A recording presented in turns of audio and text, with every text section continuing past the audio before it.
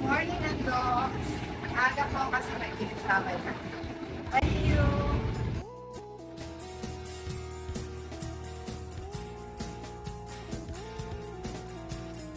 So today, maaga talaga akong umalis ng condo dahil niisip ko na talagang wala pang araw dito sa side namin. And dumiretso ako sa Andox. And here I am, guys! Ayan, syempre bibili tayo ng lechon baka, lechon manok syempre, and of course yung barbecue. So tara na guys, samahan niyo ko. Hello mga ka-survivors! Guys, batang 80s ka ba? If yes, so alam na alam mo ang litson manok na itong Andox. Naalala ko pa, halos lahat ng special na occasion ay kabilang talaga ang Andox. Yan ang pag-uusapan natin ngayon, kung paano at sino ang taong nasa likod ng tagumpay ng Andox. At sa daming nagsusulputan lechon manok ngayon, may isang pangalan pa rin ang nangingibabaw. At yan ay ang Andox. Sa mga generation today, kagaya ko rin ba kayong gustong malaman kung paano nagsimula ang Andox sa market? Yan ang pag-uusapan natin ngayon, kung paano at sino ang taong nasa likod ng tagumpay ng Andox. So noong 1980s, noong nagsulputan ang lechon manok sa Pilipinas, at may isang taong malakas ang loob na nag-invest dito at tinawag na nga siyang Father of Lechon Manok. At siya ay si Leonardo Sandy Javier Jr. ng Leyte. Of course, kilalang mayayaman ang family nila sa Leyte. Anak siya ng isang engineer or si Engineer Javier Andoc Sr., isang businessman and politiko. Panganay siya sa 5 magkakapatid, and aside from that, kapatid niya ang isang member ng Apo Hiking Society na si Danny Javier at ang komedya na si George Javier. Of course, mga batang 80s and 90s na naman ang nakakakilala sa kanila. Ngunit naging black shift daw si Sandy sa family. Nagtrabaho siyang waiter, and naging TNT sa Germany, at nagtrabaho siya bilang taga-pintura ng mga sasakyan sa kabila ng lahat na bilang graduate siya ng Ateneo de Manila. Bumalik ng Pilipinas si Sandy noong nangihina na ang kanyang ama, at pinangako niya daw sa kanyang ama na magtatagumpay siya at gagamitin niya ang pangalan ng ama niya sa negosyong kahit wala pa siyang plano kung ano ang gusto niyang business. Nang minsan siyang mapadpad sa Pampanga at nakita niya ang maling proseso ng paglitsyon ng manok, doon siya nakapag-isip na magtayo ng litsyonan ng manok. 1985, unang itinayo ni Sandy ang Andox sa may Quezon Avenue. Kinuha niya ang palayaw ng kanyang ama na si Andoc, pero dahil nga down na ang negosyo nila and kulang sila sa pera, nangutang muna siya ng 12 pieces ng manok sa friend niya. Pero ang unang luto ng lechon, 2 lang daw ang nabenta, so 1 linggo nilang inulam ang 10 manok. Pero hindi nawalan ng pag-asa si Sandy.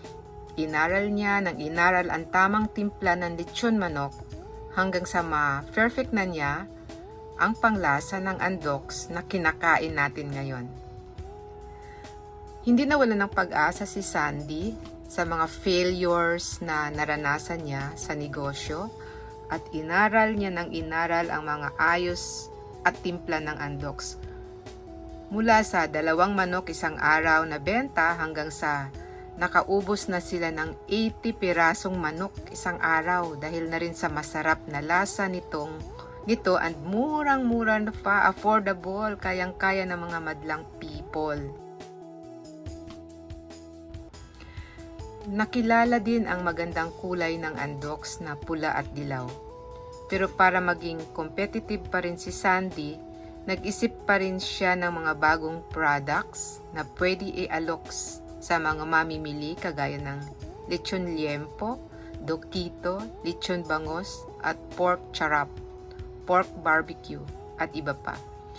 Isa din sa mga pangarap ni Sandy bakit siya nagtayo ng lechon manok dahil gusto din niya magkaroon ng dining restaurant at natupad nga ito noong 2000 sa kauna-unahang restaurant nila sa Boracay.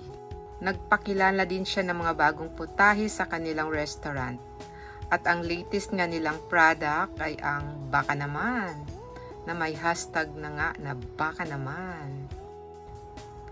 Sa ngayon nga ay namamayagpag na ang tagumpay ng Andoks na may 300 branches na. Bagaman naging black sheep, Sandy Javier na ang pinakamayaman sa magkakapatid. At dahil nga sa tagumpay niyang ito, tinawag siyang Father of Lechon Manok. Kagaya ng tagumpay ng ama, pinasok na rin ni Sandy ang politika at naging mayor nga siya sa Javier Leyte. Sinabi din niyang huwag tayong mahiyang pumasok sa negosyo kahit man ito ay maliit kung gusto mong magtagumpay. Sinabi din niyang kapag nagkamali ka, huwag kang mahiyang bumangon and aminin mo ang kasalanan mo. At kapag inumpisahan mo, tapusin mo. At ang importante sa lahat ay huwag kalimutan kung saan galing ang buhay mo or saan ka galing. Ang kwento ni Sandy Javier at ang Andoks ay isang inspirasyon sa bawat Pilipino, lalo na sa maliliit na negosyante na maiangat ang family sa kahirapan. Mula sa maliit na pwesto noon, ang Andoks ay tinaguri ang pambansang lechon manok at isa sa pinakakilalang brand na minahal nating mga Pilipino. Agree ba kayo? Morning, Andoks. Aga po kasi nag-iisamay na. Hello! So this is Andok and Chino Roses and ang daming bumibili. Pila-pila ang mga tao. So ayan, lunchtime na and madaming tao dito sa Andoks. Baka naman. So patunay lang na madami talagang bumibili dito, guys.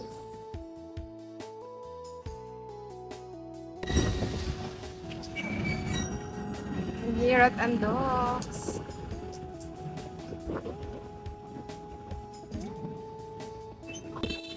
So guys, dito ako dinala sa Andoks and syempre namumula na ako dahil ang layo na ng nilakad ko. Sobrang init na po. So ingat po sa lahat ng lalabas. Sobrang init po today.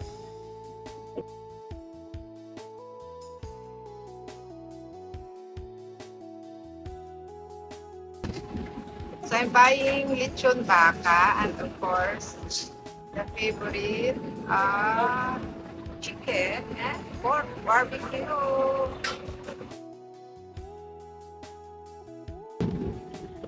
This is, ayan guys. One slice is one stick is 40 pesos. And this one is 90. Basan ka pa. Pag nagluluto ka sa kondo, kakatukin ka dahil nangangamoy. Yum, yum, yum. Ayan. Tingin na.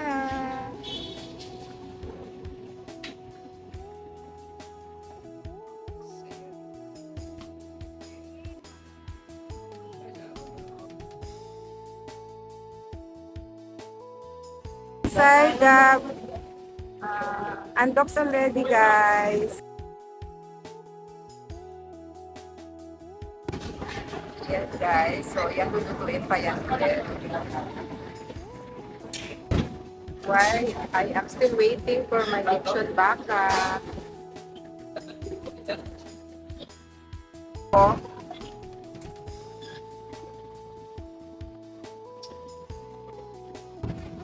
Guys, sa isang mahirap na kagaya ko, I'm only buying half chicken. Pwede pala allowed na. Guys, ito yung mga prices ng Andox. And ayan, you will really like the price because abot kamay. Abot kamay. Affordable.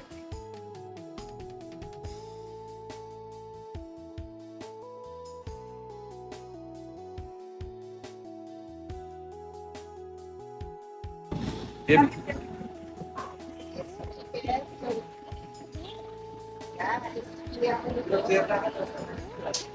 Thank you, Kuya.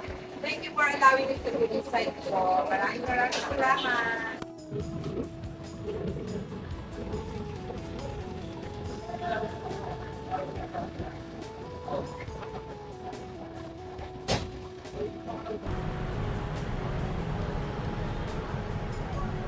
This is the actual na pagluluto ng lechon manok and liempo and of course, baka naman.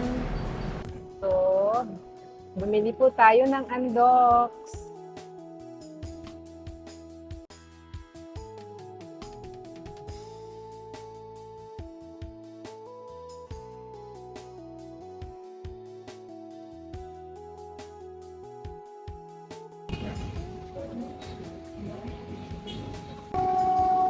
In this box is chicken and pork. This is my lechon baka.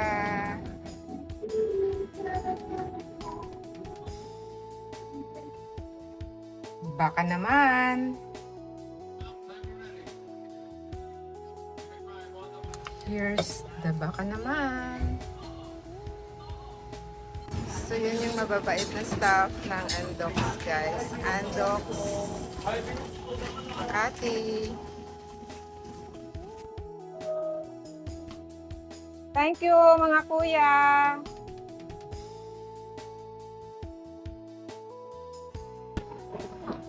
Thank you, Andox. Thank you guys for supporting my channel today. This is Meldy Baldovino Vlogs. Sana guys, nagustuhan nyo ang kwentong Andox ko today. Pakishare na rin sa comment section ang mga kwentong Andox nyo. Maraming salamat. This is Meldy Baldovino Vlogs.